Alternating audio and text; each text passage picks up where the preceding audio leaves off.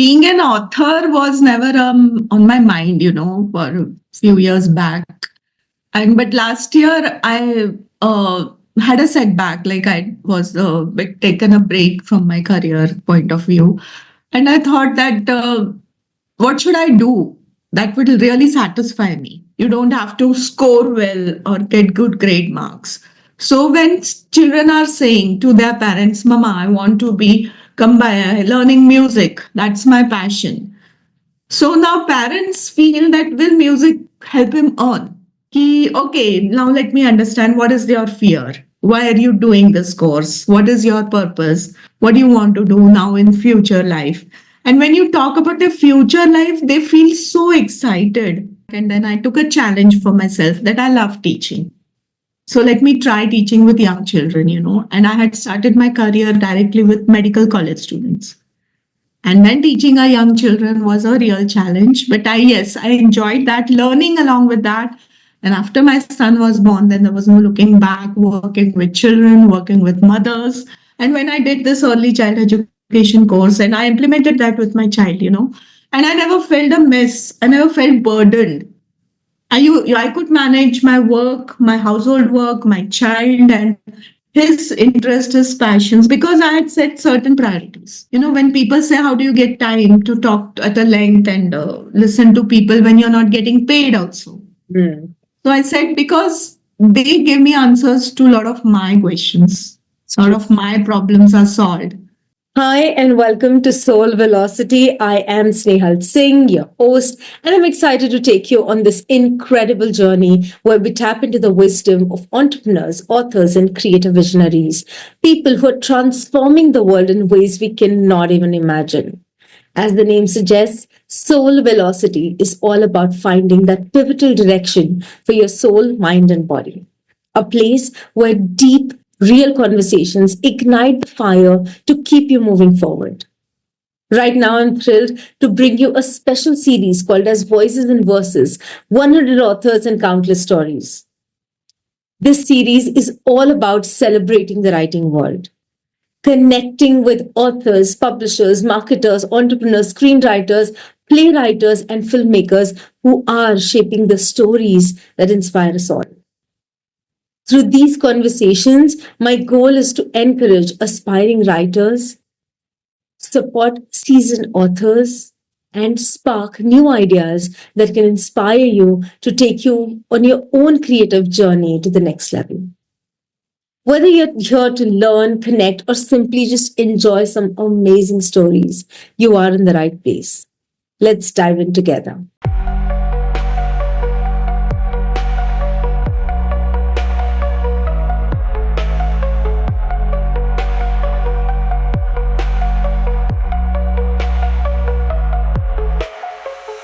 Hello and welcome to another episode of Soul Velocity. I'm your host Snehal Singh, and we are doing a special series called as Voices and Verses.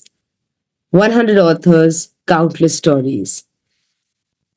Every time when we are moving ahead in life, we always need a guiding light, somebody who can guide us, mentor us, tell us, or just hear us out.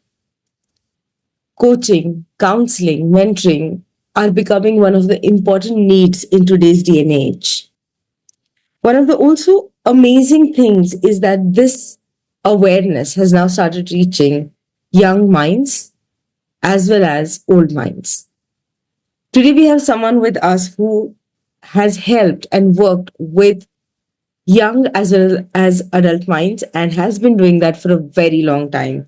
So let's welcome our guest speaker for today, who is a holistic counselor. She's also an author and a mentor and has been doing this work for over, I think, more than a decade for sure. So let's connect with Rinku Jain and listen to what she has to say. So Rinku, first of all, thank you for being here and giving us your time, something that you're an expert at as well. So tell us a little bit about your journey, how you got here. Thank you, Snehal. Thank you for this wonderful opportunity to express myself in front of so many audiences. And yes, now talking about my journey, I have always been an educator, and I started with my career teaching the medical and paramedical students. And as I progressed in that, understood the gap between how the adults and the youngsters, why they face problem when they become adults, in their life in many aspects. And so I started working with early education, with small children, young children, with their mothers, and with my own experience and all. I've, yes, ended up here today, working with teenagers, working with children, along with their challenges, whatever they face in their academic and non academic life. So, uh, what inspired you to start this? So, you have been helping people for as long as I know you, and at that time also you were pretty established. Okay, so what inspired you to start, coaching others, helping others? How did you build this expertise? Helping others is something I think is already inborn, it comes naturally to me. I don't have to take efforts or I don't have to think, oh, I should help this person or not. If I feel that, yes, that person needs some guidance, some kind which will really make a difference in his life. So I put a hand forward. And as my journey began after my marriage and when I got my son, and while rearing him up, I found so many challenges the mothers face, the children face. And when there is no proper hand holding or guidance or a support system, it becomes really difficult. Mm. And my son has been the point which helped me, who helped me, key to how to manage all these things and to work with teenagers to boost their confidence and bring out the best from them. Wow.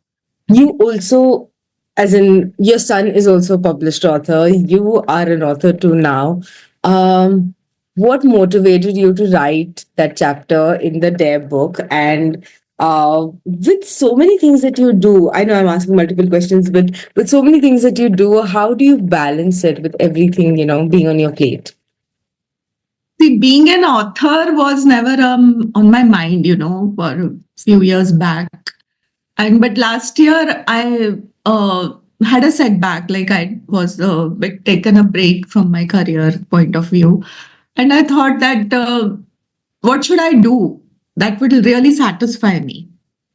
Hmm. And when I spoke to my students and my fellow friends, my colleagues, and everywhere I got one feedback from everyone that Rinku, whatever you do, that inspires a lot of people. And like knowingly or unknowingly, like we do follow you or we do appreciate how you are doing the different things or how you are working with students.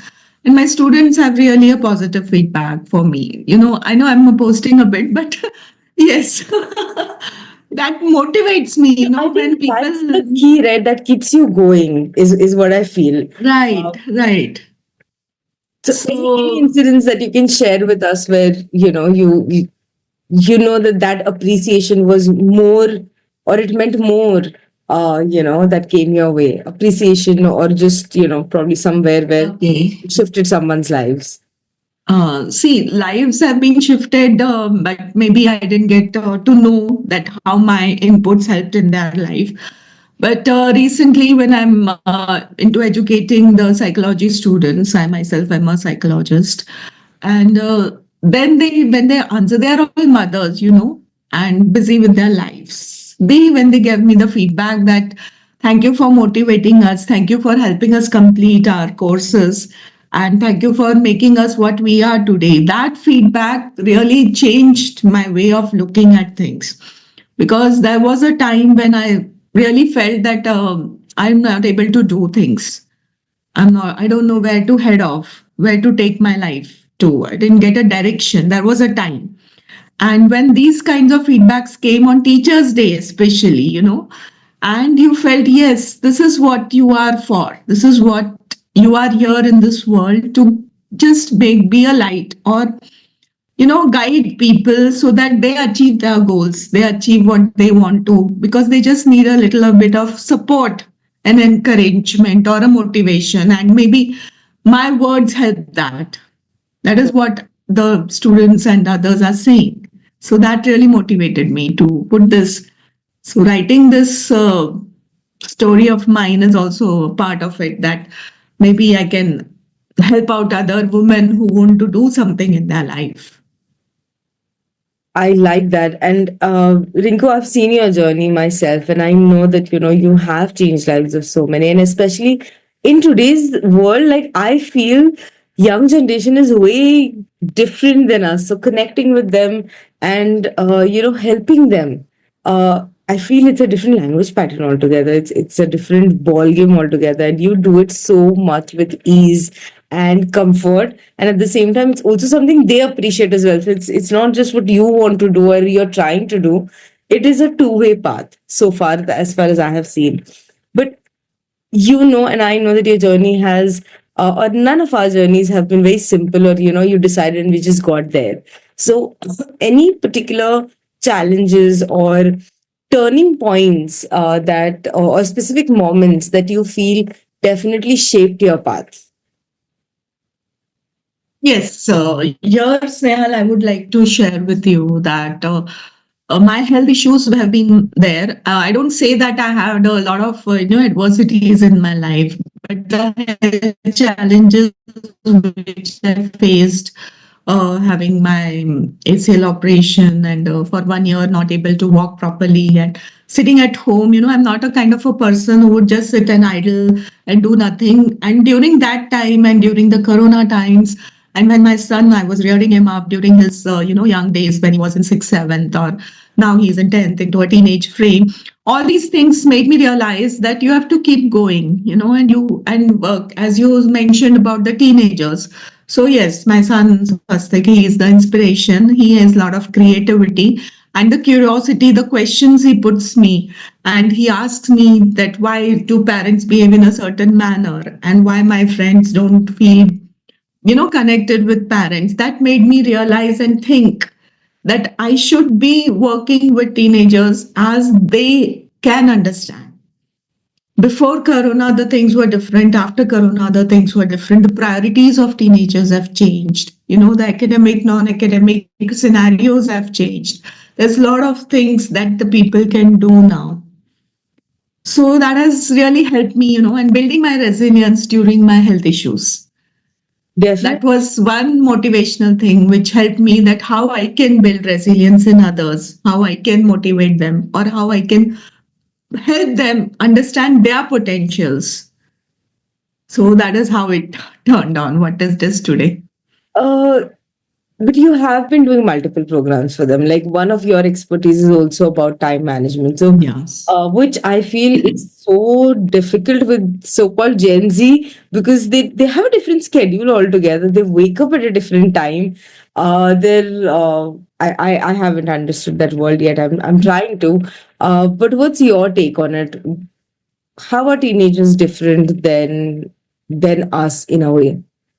See, time management into inverted commas, is something like a taboo. Time management, people think we have to get up at 6 in the morning, go to a bed at 10 at night, and then make a to do list and all these things. But what my experience says is time management is all about setting your priorities, achieving your goals and working towards them.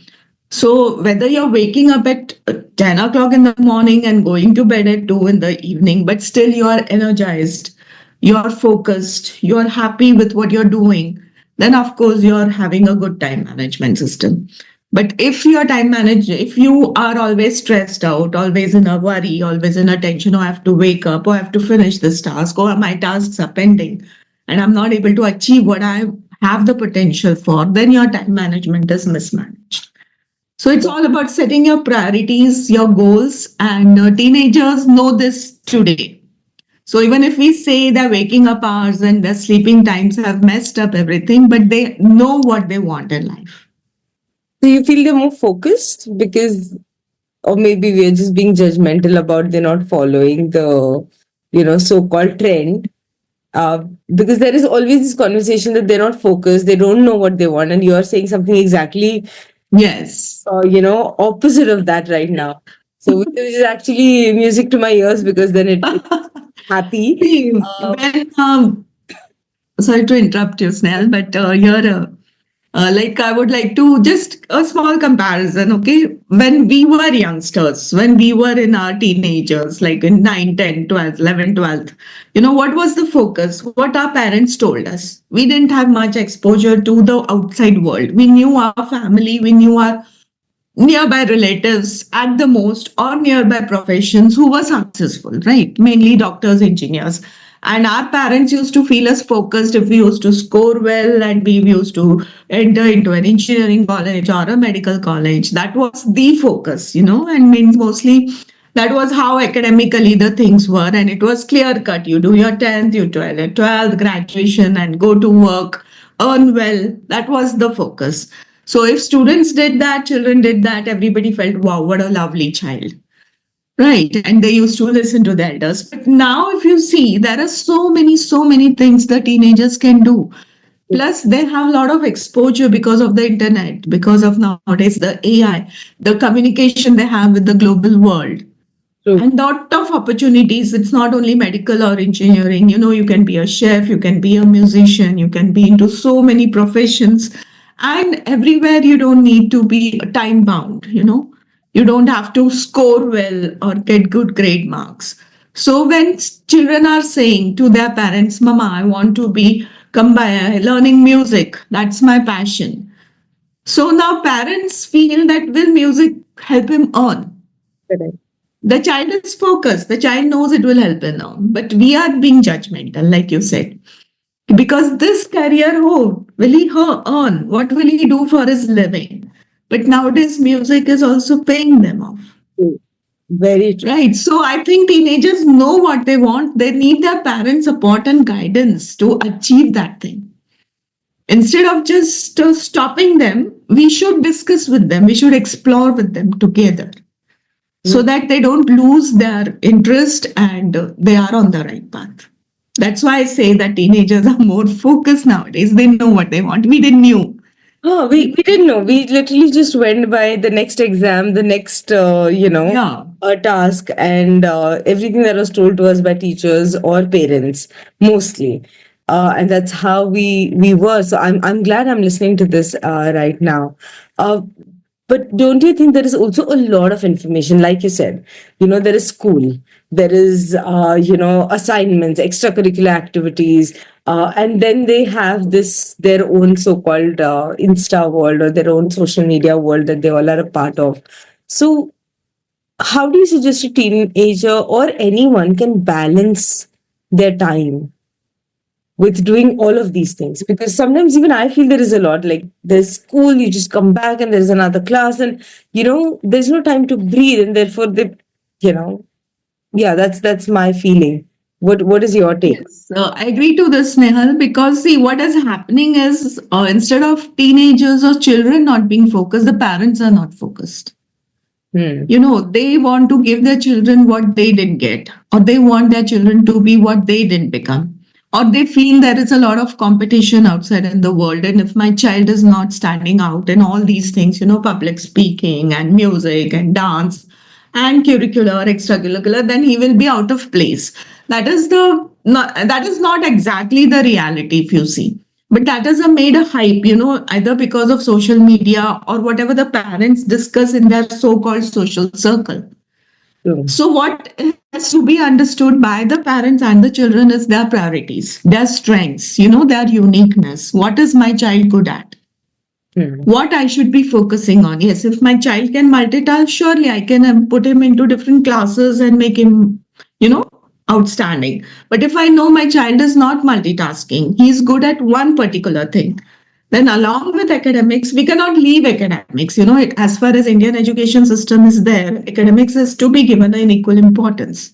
Hmm. But along with academics, what my child is good at, or whether he is able to multitask, or whether he's really into that competitive edge, if we understand that along with our child, then it becomes, very easy. And as far you're talking about adults, they also want to do multiple juggling. I want to attend parties also. I want to be in, work life balance. What is work life balance? Initially, also, people used to work. They didn't have holidays mostly on Sundays also. But still, it was a work life balance because they knew their priorities. Exactly, exactly. And being a distractions of social media, Instagram, that is again up to us. If I enjoy watching reels and that makes me feel happy, I'll be doing that 24 by 7. True, very Correct. But when I understand that that is affecting my health because I'm not physically active, yes. then I should shift my priority to that. So it's all about your priorities and understanding your strengths. So while I understand what you're saying, and this is something that a father or a mother would understand, okay, that okay, this is a perspective I can give, understanding my child and so on. Uh, but that's also a journey. I also believe that age of a parent is equal to the age of a child. As in, you can be, in your 40s, but if your child is 8, you're an 8-year old and you're dealing with an 8-year old. So they are also learning. In that, as a child or as a teenager, how do I handle this overwhelm? Because it becomes overwhelming at times with the demands and the expectations, and especially the stories. हमारे ज़माने में we used to do that, and I think that becomes a lot at times because they have no idea about what your zamana felt like, Hmm. and they can't even think of what our world looked like without TVs, or I didn't have TV access until I think 12th grade.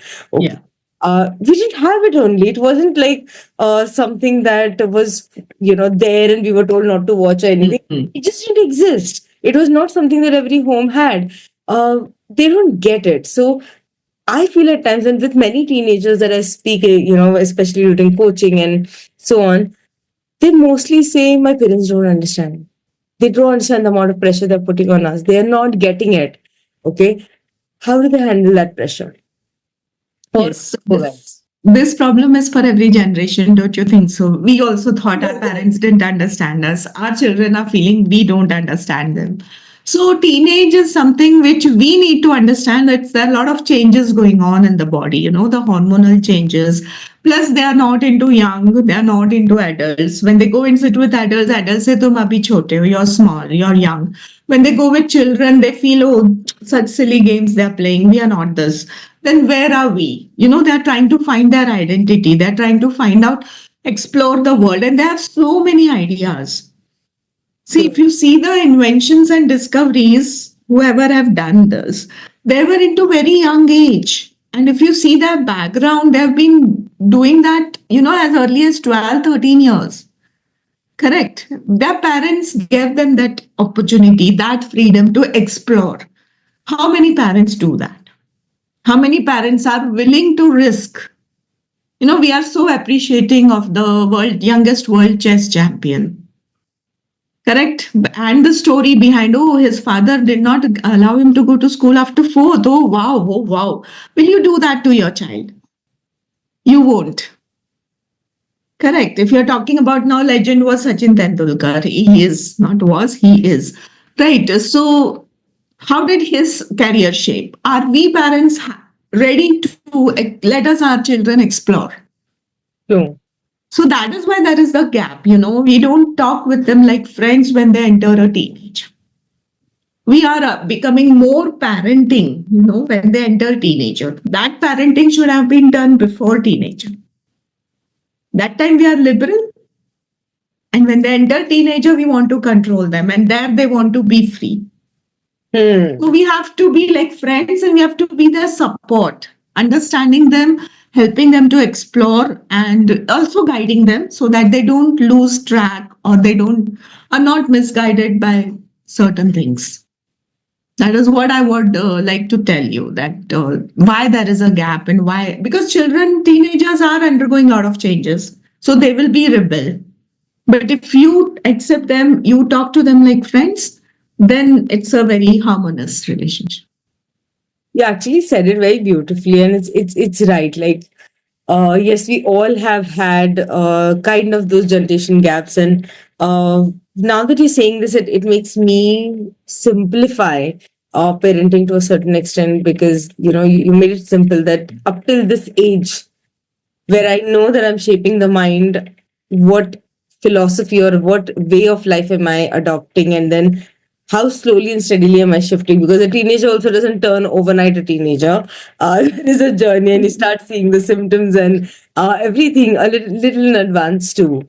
Your work, okay, you have been working with, as I said, with children as well as with adults as well. You have been coaching, you have done your psychology. Um, what do you feel, are major challenges that people, especially our age or older than us, face? What's your take on it as a coach, and how do you recommend or how do you handle that?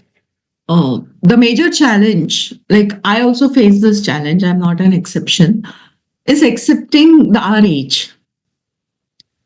As we grow and as the world is also changing at a fast pace, sometimes we are into our past itself. We are into fulfilling our unfulfilled dreams. Mm. And we are not accepting the reality as to what we are now. What are our uniqueness? What are our strengths? What are our weaknesses? What are our existing conditions at our home, at our workplace? Once we understand those things, then we can work on our strengths and bring out the best in us. So while coaching, I had been, talking to mostly I'm talk to women because I feel that mothers are the shapers, True. and mothers are the most depressed ones in today's world. Our mothers had only one focus, one thing: look after the house, look after the children. And that's why we are today so confident. I feel that our generation is much, much more stable and confident because our mothers gave us time. True. But we didn't realize that they are facing some mental health issues. But today, as people are speaking openly and as women are out into the world and they want to put a balance between work, life, and everything, so they are the most depressed ones, Their most unfulfilled desires they want to fulfill. And that's why those challenges are there, the hormones which are taking place, and the desires which we want to fulfill, and the challenges with the outside world, working and non working. So that's why I feel that coaching has helped me to understand this more in depth. And that's why I feel that shaping these young girls and teenagers in every way, like in the confidence, in skill development, in financial independence, all these things combined, and you will get wonderful adults. So it I, has to start early.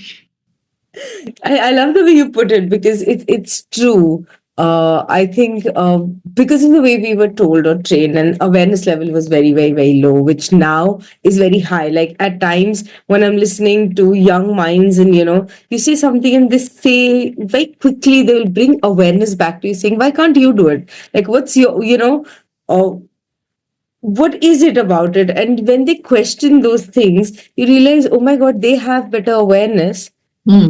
I do. Let me give you a very simple example. There is no right or wrong about this, but just 2 days ago, in my community, there are a lot of kids, okay? And they all came in with a form saying, choose a leader for this month, okay, amongst us. So everybody will listen to that leader and then we'll keep switching. So for this month, voting happened and one person became leader, two became assistants.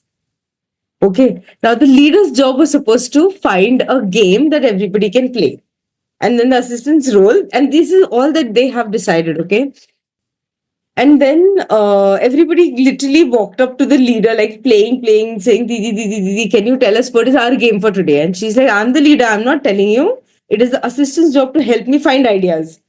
I'm like, I wouldn't have even thought about understanding position and what the role is and so on and so forth. So I feel the awareness level is really, really high. You have been coaching both, coaching, consulting, mentoring, both. Okay. So co- coaching a teenager or somebody who's younger than you, I think there's somewhere, that confidence and authority comes in by default. But have you ever had a moment where you have coached somebody elder than you? And any challenges that you feel we generally face with people who have either our age or higher than ours, especially as a coach or a mentor? And how do you handle it? Yes, yes. So not exactly coaching, I would say, but yes, when like I tutor the MA students, and there are many who are elder to me, and a lot of experience they have in their life. Mostly they're retired in their profession with great, achievements they have in their life. But now when they've entered this course, they feel like a student. And they talk to me like a small child only. Ki, oh, I'm fearing the exams and I'm not able to juggle between my health or between my family commitments and the exams. How do I do it? I'm feeling so lost. And that time I take a setback and I feel, why are they talking like this? They have been great achievers in their own fields. True. But then I take my, psychology role and I understand, ki, okay, now they are like into a teenager, student. And that fear that I won't be able to achieve the same level which I have already achieved all through my years because of my age. And then I have to just talk to them, very casually. Ki, okay, now let me understand what is your fear? Why are you doing this course? What is your purpose? What do you want to do now in future life? And when you talk about the future life, they feel so excited. They feel that, oh, yes, there is still a future for me. And then they start talking so positively. Oh, I did this course because I want to do this, blah, blah, blah. Now I'm retired and I want to help people, whatever they have in their mind. And then they become focused again. And after giving the exams, when they give the feedback, oh, it was so easy, or I could do it, or I've cleared it. And thank you so much that I cleared these exams. That time you feel, okay, you have to be yourself when you're with elders. True. And you have to show them their future because they feel they don't have a future. Interesting. That is what I learned, from my experience. And I have to just listen to their fears. I don't have to suggest, I don't have to advise them. I have to just listen and, yes, okay, I understand you. But what's your plan for next 2 years? What's your plan for next 5 years? And that clicks, that motivates them. That is what is that I found with the elders who are elder to me. And youngsters, the authority, yes, of course, I used to feel I have the authority, but many a times I have to take a seat back and just listen to what they're saying. And they have their own questions and they have their own answers. They just need a validation that, yes, am I on the right path? Then why don't you tell my parents that I'm on the right path? So that's really a very nice thing when that kind of topics come up. So Interesting. That's how it is. So, what according to you are the most common mistakes people make? I'm coming, rolling back to time management because I think that is something many of us struggle with. And Right. there are. I like when Robin Sharma says some people are just busy being busy. They're not actually busy. They just like the concept of being busy. And today, I feel sometimes that is what is happening with people. Like you have the time and opportunity to probably cook a 20-minute meal rather than waiting for 40 minutes to order. You have time to have that 5-minute conversation with your child. So, what exactly, according to you, is missing, or a common mistake that people are making where they're not able to manage their time? Because not everybody has too much on their plate. Sometimes it is just work and home.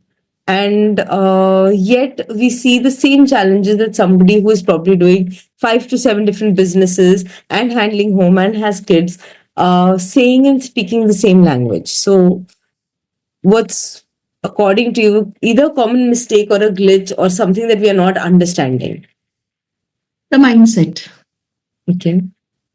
How? The mindset. Like the first sentence, what you said, people are being busy, busy, busy. Oh no. So, what is your mindset? What are your priorities? I always say that we are not Tatas and Ambanis, to be, everybody has that 24 hours and still we are saying we don't have time. So, for what do we don't have time? What are our priorities? What is our mindset? Like if I want to be available for my friends, I never tell I don't have time. Whenever anybody asks me, okay, when can we speak?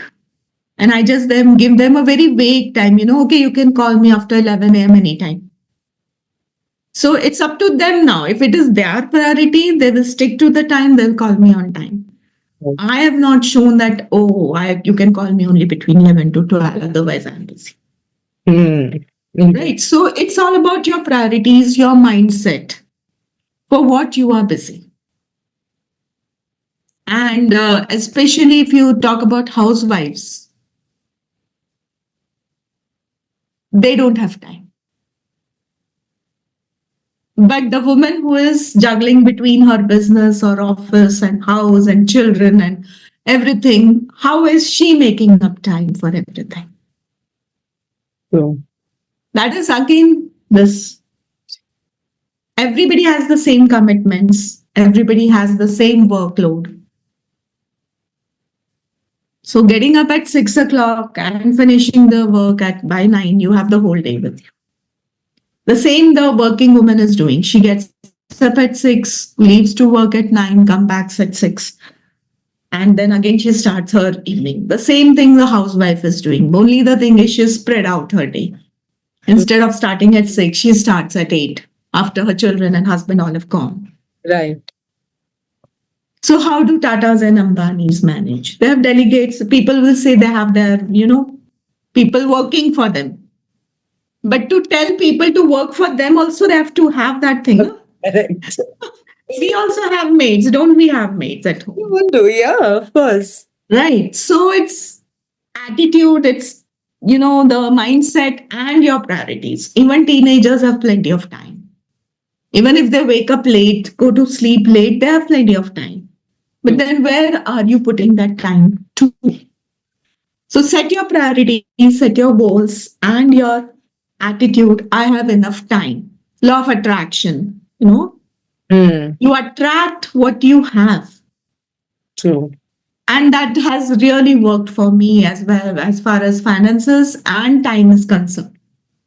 I love that. I never told anyone that I don't have time. I don't remember that saying that. And it just happens that I am able to do my commitments. Perfect. I may say that I'm not able to do a work, but I will never say that I don't have it. Time. Interesting. Your word is your wand. This is a reminder for that. Um, Rinku, your journey has not been easy, and there have been a lot of ups and downs. So when you look back now, uh, what do you feel is advice that would have worked for you, or you wish somebody would have given you when you were like right at the initial phases of your life? So any such thing or anything that you learned the hard way? See, learning the hard way is not there, but yes. I had, restricted things. My like being a girl, during our times, it was like first you have to focus on your not career, but your marriage. After that, you can do whatever you want. Okay, but yes, we were allowed to study. I was what we wanted to. We were allowed to do things in a specific time period, and I was okay with that because that was how I was raised up. And after marriage, also, it was not very restricted, but again, into inverted commas, you have to balance the home with the work if you want to work. Mhm. And that really took a setback because I was a lecturer in a medical college before my marriage. And suddenly a shift, okay, you have to either be sit at home or do something which is into that time period frame. And I just took a setback and then I took a challenge for myself that I love teaching. So let me try teaching with young children, And I had started my career directly with medical college students. And then teaching our young children was a real challenge. But I enjoyed that, learning along with that. And after my son was born, then there was no looking back, working with children, working with mothers, because I had been friends with mothers after I became a mother, and I understood their challenges, their things. And I never wanted that in my life. And so that's how it is. And I upskilled myself whenever I got a chance. Like during Corona, I learned about business, how to do business, how to be financially independent. And I also did my early education when I was pregnant. I did a course in early education to understand how to raise a child till a particular age. Right. So I used my time well. I had a setback, my health issues were there, and but that then again that made me more resilient, more confident, and I never stopped learning. So whatever opportunities I got, I must say that never stop learning was the mantra. whatever space. I work from home. I have my everything. And pan India, if you talk about psychology students, they all know me. But I have never stepped out of my house. It's all through online. I met you online. Yes. We Right. So we have never met in person. And today I'm with you with this book and yes. my story in it. So I think make most of what you have. Hmm. You There are no limitations, no foundations in today's global world with the internet. Interesting. But you have given me a very different perspective about the new generation, because sometimes even I have felt, or again, may have been, and I'm confessing here that I may have been absolutely judgmental about their behavioral and, the responses and so on that they give. But with what you see, I want to know your perspective. How do you think that young people today can make a bigger impact in the areas that they are passionate about? So, what can they start doing, or because you have understood the core, as you said, and it's not something that you are just saying out of because you're saying it. It comes from your education. You have done the work of learning, whether it is early child education or whether it is psychology or understanding human mind. Uh, what is your take? How can today's young minds create a bigger impact? See, Snehal, here I would like to, say very strongly that parents should start working with their children as soon as they're born. Hmm. It's not that when the child enters his class ninth and you're asking him, okay, now 10th standard. Are you? 10 standard, you have to score, you have to get into good college and what you want to be and your career, this, that, blah, blah, etc., etc. And it's like how you can say that. If I talk about my experience, my marriage was late. My child was born late in the sense with my friend circle who had already children when I got married. And their children were really into schools and all when I got my child. And I used to observe all them and I used to feel why are they so irritated, why they're so frustrated with children, why they're so messy, why the children are messy with food and all. And when I did this early child education course and I implemented that with my child, and I never felt a mess. I never felt burdened.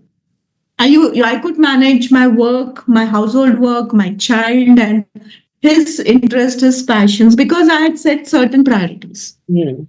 Right. So when you want your child to be talking about career, start discussing with him when he's in fifth or sixth class. You have been observing him till fifth standard. Till he's 10 years old, you have been observing the day he was born, he or she was born. Right. Then you know your child the best. You know his interest. You know what he likes, he doesn't like, what he's good at, what he's not good at. And if you want him to be in a particular field, then discuss him with that field, give exposure. Now, I want my child to be a musician, but does he have that aptitude of being into music? Hmm. Interesting. Right. I want my child to be an engineer, but is he passionate about doing engineering with that thing? Can he study for 10 to 12 hours consistently? Hmm. But no, I want it, so he has to do. Show it. Then why don't there will be? And I've met now, I was a marriage at my home, and I met some youngsters, all these, 9 to 12th age group. And I was surprised to see that clarity, Snehal. The clarity they have, what they want to do in their life. They're just into 8, 9, 10th, 11, 12 students. But they have it figured out. Very clear. And their parents are discussing, do you think it's the right career? I said, yes. I am a career counselor also. And you see in the market, it is the scope is there. Yes. So explore with your children. Don't say no. Explore, sit with them, talk to them. But talk to them at a younger age. Younger age. You want to shape. Now you want your child to cook. Suppose your girl child is there. Okay? As soon as she enters college or she finishes college, you want her to be a good cook. You have never let her enter into the kitchen all those years. Ki padhai kar rahi hai. My daughter is studying. And suddenly now you feel she has to get married. So she should know cooking. She should know household work. You're training your boys for that as he's going outside. But when are you training? When they're already matured, when they have their own mindset, when they know what to do, not to do, and what they want to do and not want to do. So why this thing? So make keep them as individual. You know what Sadhguru says? Treat your child as an individual, not your property. Yeah. So if you are treating your child as an So the child. individual at par, you will never face problems. Problems will be there. They are everywhere. Fights and, conflicts or Yeah. not agreeing to opinions. That is okay. But the stress levels are zero at that time. Agreed, agreed. Totally agreed. I like how you said it because, yes, as a parent, our role is to nurture the child and not raise a child, because raising a child Hmm. where I'm telling the direction and I am, being the guide. And what is also interesting is I think my biggest takeaway is, if you want to have that relationship with your child in the future where you can be their friend, or you can be in a position where you can guide them, I think you need to start knowing your child from a very young age. And knowing means knowing, not just observing and saying, okay, he got award in XYZ, which means he's good at that. Because there Hmm. could be many other things which I think go unnoticed in today's real world or Insta world, where you're not being observant enough. Um, so before I move to the last question for today, Rinku, any unexpected thing that you learned so far in your journey? I get motivated when I motivate others. Hmm. Okay, when I feel low and suddenly I get a call and they want to talk to me about their issues or they want a solution to their problems or something, XYZ, academic, non academic, and I'm into that role play. Okay, now I have to guide this person to for his XYZ thing. And then while talking to that person, I find my answers. I Hmm. find, okay, now I'm feeling low, so I should be doing this. So I get motivated there. And this I have experienced so many times that I never stop giving them. When people say, how do you get time to talk at a length and listen to people when you're not getting paid also? Hmm. So I said, because they give me answers to a lot of my questions, It's a lot true. of my problems are solved. My motivation, increases. I get new ideas. I get new things to do. Hmm. I can give startup ideas to others if I listen from here. Now, here I just want to quote an example before I just wind up. That recently I told you I met a teenager and he's very interested in learning music and many things. And I had a connection with my other students who are staying far off places. So I just got them connected and they were gelling very nicely together. They gelled very nicely. And this fellow got his answers. The other fellow was happy to guide, so I felt ki, okay, I'm into this world to bring people Together. together or maybe a mediator to from nowhere these people came into my life. They're not connected to me anywhere nearby. Yeah. And they're staying not even nearby to me. I've not met them in person. It's just online. I spoke to someone, they asked me something, I answered, and now they both are in need of each other. And I have to just bring them together. So that's why I don't stop, giving. I don't stop talking to even unknown people about their issues or problems or understanding new ideas, new concepts. And that is how it is. Beautiful, beautifully stated, and you make it sound very easy. And I know it does take a lot of sacrifice also, like, which for you, as you say, you're looking at a bigger picture, uh, but giving that time, doing something where you're not getting paid, so on and so forth. It's always a bigger picture that you're looking at, and as you said, you get inspired when you see that there is a shift, that Mm. there's a difference that you made in people's life. So coming to the last part, Rinku, any tips that you would like to give, which will be, something that any type of audience would be able to apply to get their time management skills in place? The first and the foremost thing, self talk, what you say to yourself. I have enough time. Hmm. I know my priorities and I know what makes me happy and satisfied. Hmm. When you are clear about these three things and you tell about the self talk to yourself that I know my priorities and I have enough time for those priorities, you will never be short of time. Then there is no word as time management. Right. So believe in yourself and be in present and make most of what you have. Hmm. Make most of it what you have. Whatever you have. You're at home, you're at work, you're a teenager, you're a woman, married, unmarried, mother, adult, business, entrepreneur, anyone. Just see what opportunities you have and what are your priorities. And that lets you move in life. Beautiful. Thank you for sharing everything that you have, Rinku. And once again, extending a great thank you for being a part of DARE.